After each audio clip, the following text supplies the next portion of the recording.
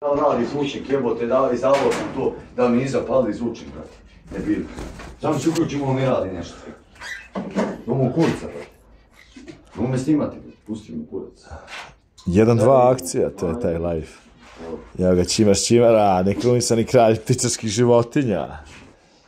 A moraš gore da zakačiš to, da udariš. Da ima naše papagajčiće. Navesti. Ovo će ostaje još. Pa ne mora, a? Evo da ima kakva je situacija, Čime radi na svim frontovima u palati. Ovo je male, vidite. Na stolu, brate, svoj ti si, znaš, ne mogu da verim. Izvini, ko je molim te. Ne mogu, brate, izvini, evo te idem ko budala tamo. Evo je kumaš kumara, najjači.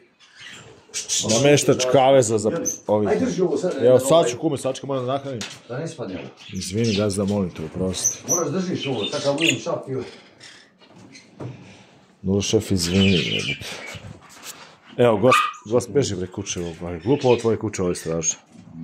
Dohvat. A? Čimara.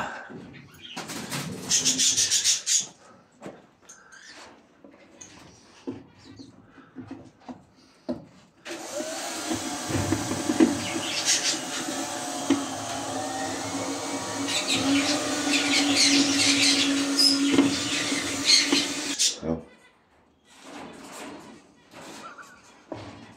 Kaj ti?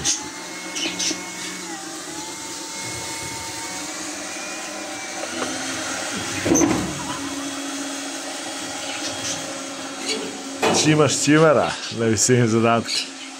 Kakav je to majstorčina. Male ovakvih majstora. To Čimaš u kralju. To nema kud, daj mi taj pokupac. Evo gazda. Da ptice da ne izađu. A kako će da uđu kume? Si napravio rupu ovdje da mogu da uđu? Ja sam kumara vidio. Evo, kao će ove mali fišeri sada da žive ovdje. Kao bubreg u lovovi. A, djeničima kefelcima.